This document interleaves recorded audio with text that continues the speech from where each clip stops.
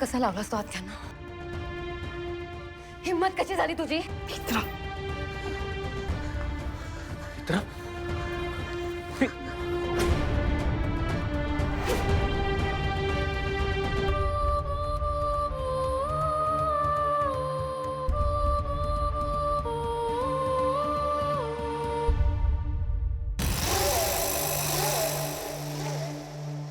राग आला? मी तिला मारलं म्हणून राग आला ना? बरोबर आहे बाई, मी नाही मारत, तूच मार. मार, खून कर, तिला संपवून टाक. तसही तुझ्या बाळाला ती मारणारच होती ना, मारून टाक. संपव, महायुद्धाचा सोक्ष मोक्ष लावून टाक.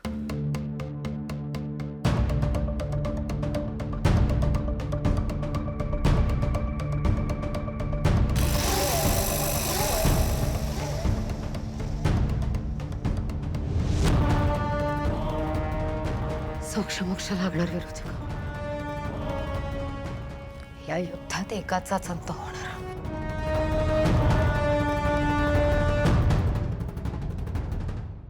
विरोचकाचा. झालं तुमचं समाधान? तुमच्या मूर्खपणामुळे घरात काय घडलंय कळलंय का आता तरी? तरी मी 1000 वेळा सांगत होते की या सगळ्यात नका पडू, पण नाही, तुम्हाला कोणाचं ऐकायचंच नाहीये. फाल्गुनी, हे सगळं ना तुझ्यामुळे घडलंय. याची सुरुवात तू केलीये. तू तेजसला सुद्धा भडकवलेस. नाही काकूमा, असं काय नाही काय नाही. आपल्या घरात आज जे काही घडलंय ना, त्याला फक्त आणि फक्त तू आणि तेजस जबाबदार आहात. कोण म्हणेल की हे तेच घर आहे जिथे सगळे खांद्याला खांदा लावून विरोचकाशी लढले होते. काकूमा, तुमच्या समोरच दवाई सापडली ना, तुम्ही का? अगं सापडली ना, सापडली. पण इंद्राणी ताई पोट तिडकीने सांगत होत्या की त्यांना हे सगळं काहीच माहित नाहीये, पण तू आणि तेजस विश्वासच ठेवत नव्हता. त्यांच्यावर का विश्वास ठेवायचं? त्या खोटं बोलत आहे. बास झालं फाल्गुनी, बास. जे काय घडले त्याने पोट भरलं नाहीये का तुझं? माझा ना विश्वासच बसत नाही या सगळ्यावरती. मुळात तुम्हाला सांगितलं कोणी की इंद्राणी ताईंच्या रूम मध्ये असं काही असेल असं?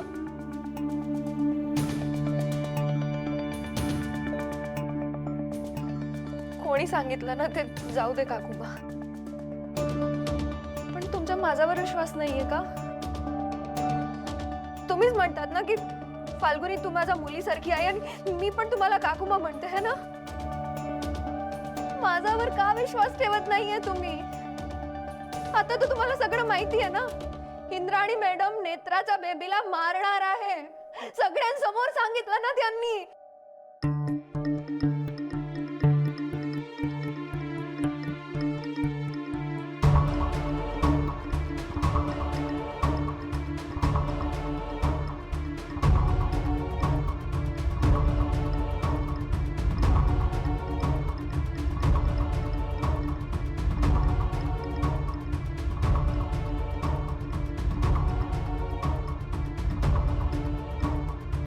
फाल्गुन,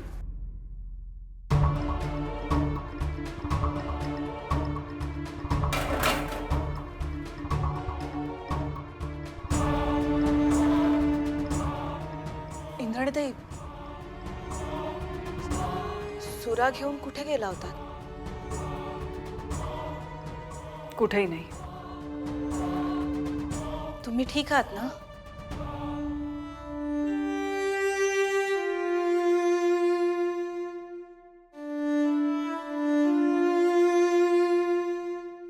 इंद्राणीताई, मला कळतंय तुम्ही खूप दुखावल्या गेलात, पण हे आता बघवत नाहीये हो. रागाच्या भरात का होईना, पण नेत्राने असं का केलं? आपलं घर विभागलं गेलंय. या घराला नेत्रामुळे घरपण मिळालं होतं, आणि आज त्याच नेत्राच्या एका निर्णयामुळे आपलं घर तुटतंय. इंद्राणीताई, लवकरात लवकर पावलं उचलायला हवी, नाहीतर हे सगळं संपलेलं असेल. जोपर्यंत तो विरोचकाचा अंश आहे तोपर्यंत सगळं असंच तुटत राहणार. त्या अंशाने तिच्यावर ताबा मिळवलाय. आणि जोपर्यंत तो अंश तिच्या पोटात आहे तोपर्यंत आपण काहीही करू शकणार नाही.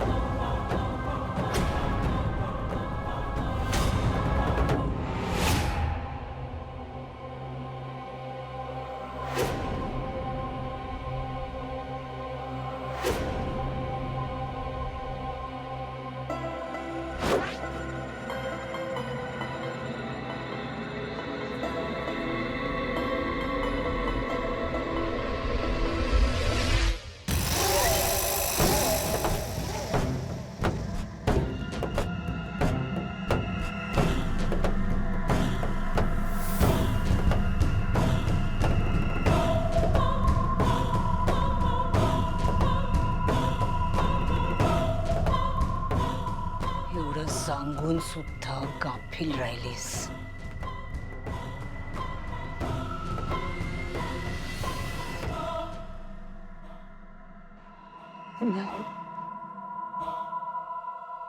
नाही, मी गाफील नाही राहिले.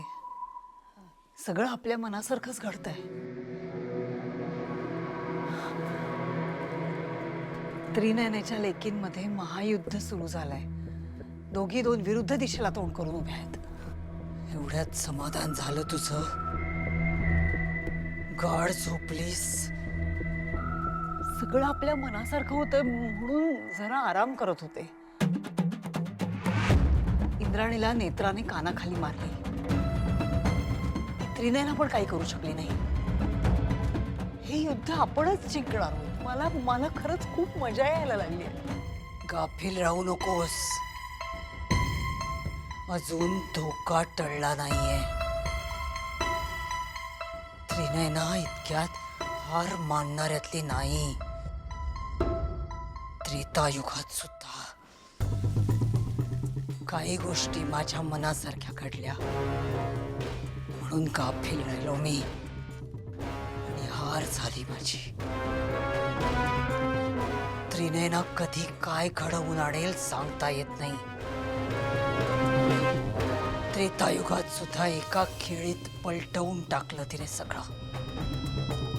नेत्राच्या गर्भात वाढणारा विरोचकाचा अंश गेला तर इतक्या युगांची मेहनत वाया जाईल. गाफील राहू नकोस. उठ, डोळे उघडे ठेव, झोपू नकोस, लक्ष दे.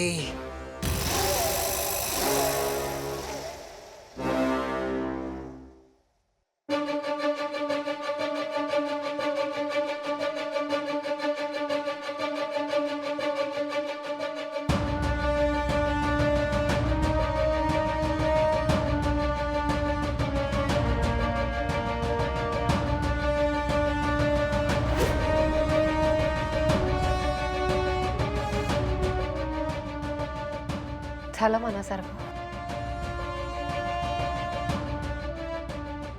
का केलं तसं?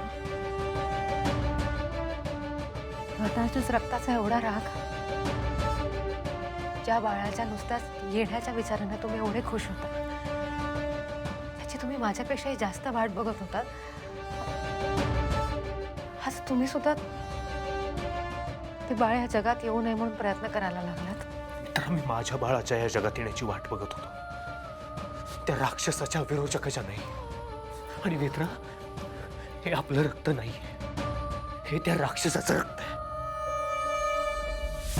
तुला नेत्रा, सगळ्याचा विसर पडला. आम्ही सगळेजण तुला सतत सांगण्याचा प्रयत्न करतोय, थोडं समजून घे, पण तू ऐकायलाच तयार नाहीस. डोळ्यावर पट्टी बांधून बसली असतो. म्हणजे समजूनच नाही घ्यायचं नेत्रा, तुला वास्तव पाहायचंच नाही पाहायचं मला वास्तव. नाही कळत, मला काही कळत नाही. आता तरी मला फक्त एवढंच कळतंय की मला माझ्या बाळाचं तुम्हा सगळ्यांपासून रक्षण करायचंय. आणि ज्याला तुम्ही डोळ्यावरची पट्टी म्हणताय ना, ते खरं तर माझ्या बाळासाठीचं प्रेम आहे. जे कदाचित आपल्या बाळाला तुमच्याकडून अपेक्षित असेल, तिच्या बापाकडून अपेक्षित असेल. कदाचित तिला हेही अपेक्षित असेल की तिचा बाप तिचं रक्षण करेल. छकुली, मला खरंच कळत नाहीये काय तुझ्या नशिबात. तुझा बाप तर तुला संपायला निघाला. Shut up! Shut up!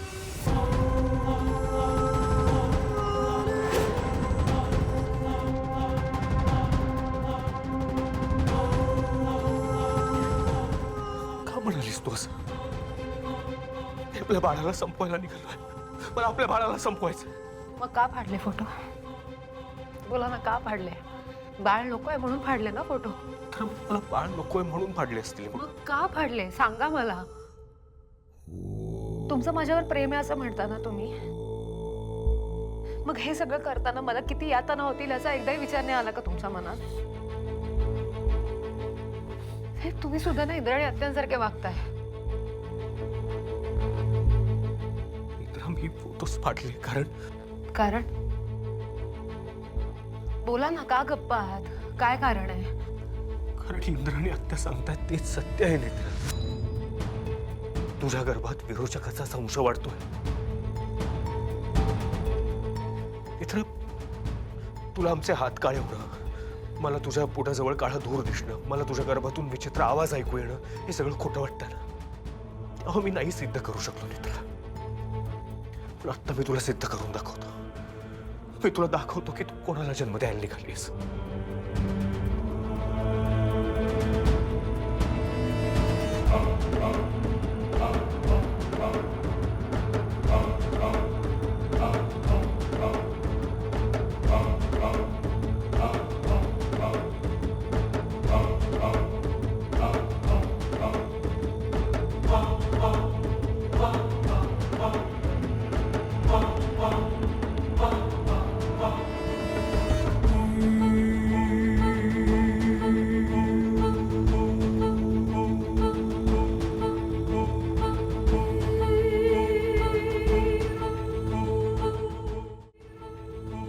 काय सिद्ध झालं?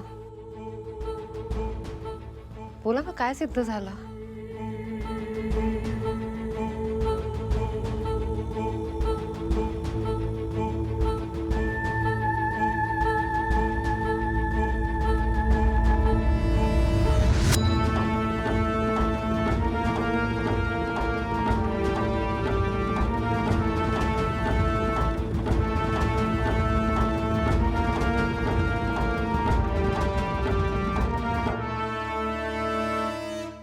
काय सिद्ध केलं तुम्ही हे सगळं करून? तर तुझी शपथ घेऊन सांगतो, मी जेव्हा हे फोटो काढले ना तेव्हा हे फोटो असे नव्हते नेत्रा. खरं सांगतोय मी नेत्रा, मी बाथरूम मधून बाहेर आलो, पाहिलं तर या बाळांचे फोटो राक्षसासारखे झाले होते नेत्रा. त्यांचे डोळे हे असे नव्हते, त्यांना सुळे आले होते.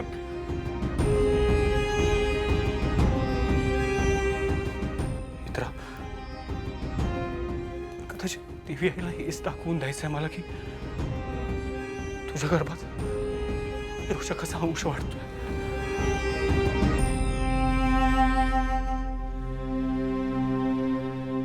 तुम्हाला कळतंय तुम्ही काय बोलताय?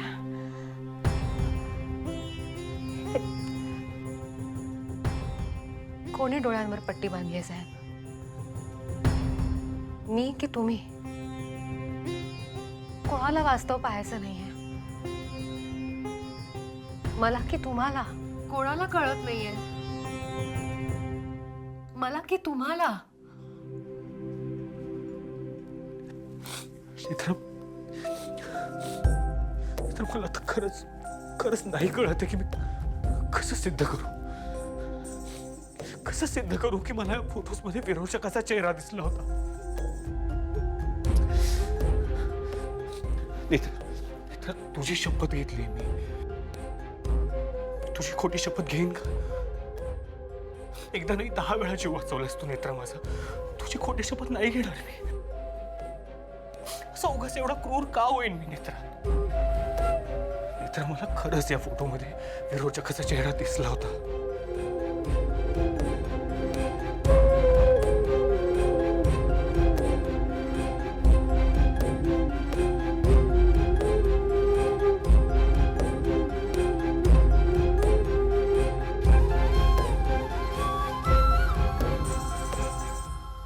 नेत्रा, माझ्याकडे तुझ्यासारखं देवी आईचं वरदान नाहीये, पण माझा विश्वास आहे देवी आईवर. देवी आई या सगळ्यातून आपल्याला हेच सुचवते नेत्रा.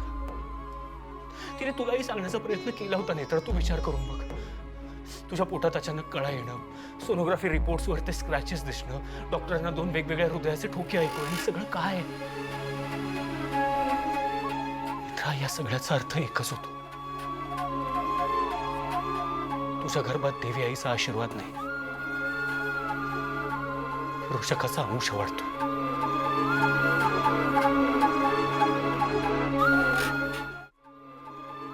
साहेब, मला म्हणायचंय की माझा स्वतःपेक्षा जास्त विश्वास तुझ्यावर आहे. ते आज मला तसूभरही समजून घ्यायला तयार नाहीयेत, माझ्या बाळाचा स्वीकार करायला तयार नाहीयेत. मला ना खरंच वाटलं होतं काल जे काही झालं त्यानंतर तुम्ही माझ्यावरती विश्वास ठेवा, माझ्यातल्या आईला समजून घ्याल, पण नाही.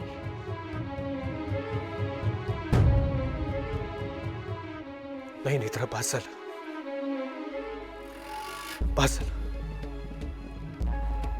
जी मुलगी बाबांच्या एका शब्दावर आपलं घरदार सोडून माझं रक्षा कवच बनून इथे येऊन राहिली, जिने एकदा नाही 10 वेळा जीव वाचवला, माझा स्वतःचा जीव धोक्यात घालून, ज्या मुलीने या घरातल्यांना आपलं म्हणून त्यांच्यासाठी सगळं केलं, स्वतःचा जीव धोक्यात घालून त्यांचं रक्षण केलं, तीच मुलगी आज एवढी स्वार्थी कशी झाली आहे का? आई होण्यासाठी तू एवढी स्वार्थी झालीस?